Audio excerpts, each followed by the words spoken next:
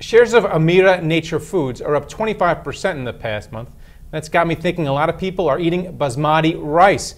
Here to talk about rice and the shares is the company's CEO, Karan Chanana. Welcome, Karan. Thanks, Greg. All right, so last month you reported net income that doubled, sales up 40%. So what's driving it? A lot of people eating basmati rice?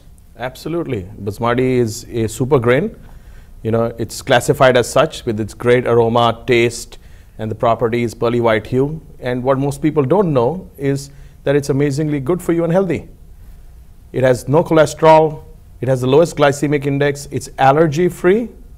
Okay, and over and top of that, it's even sustainable for the planet.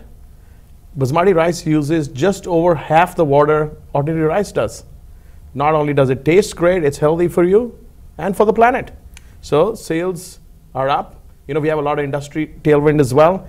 We have 12% volume CAGR growth in our industry and 5 to 7% value CAGR growth. And we at Amira are just doing a better job. We're just doing more of what we normally do. And where are most of those sales coming from? Big in India, but what about here in the US? You have a deal with Costco. Can you also get into Walmart? Where can people buy your rice right now? We sell into 40 countries. 25 of those countries have the Amira brand. This growth is coming from India, emerging markets, Middle East, and the US. We look at the US as low-hanging fruit for us. We're currently in about 160 Costco's over their 4 divisions with the Amira brand. So you can buy it all over the West Coast and the Atlanta division, which covers Miami. And we're also in Smart and Final, Jetro, to name a few others. And soon we are going to be hitting the mainstream. You talk about Walmart. We're in Walmart in India. Unlike here, Walmart is a premium retailer in India, and Amira is the #1 brand. And how is the falling rupee affecting your sales? It's affecting everything when it comes to India right now. The falling rupee is a recent phenomenon. Okay, we have a headwind on our translation because we hedge all our international sales. So the noise is only in the translation. And our business is unique. Basmati rice is aged for 12 months. So with the aging brings about the transparency and the natural hedging. So our business is immune to it to a large extent. And you're based in Dubai, right? I'm based in Dubai. Our corporate office is in Dubai.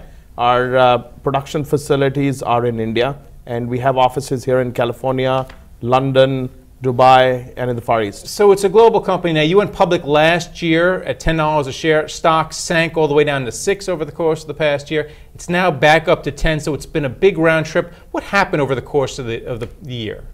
See, there aren't enough Indian management teams coming out there. We are one of 2 IPOs with, from companies primarily based out of India. Total 13 companies from India listed. That's one. Secondly, I don't think everybody understood the growth story. Our common theme across our investors has been everybody wants emerging market, high growth, but wants to see it in their backyard. Right. So part of that, and we still feel our shares are traded at less than half of what their value is.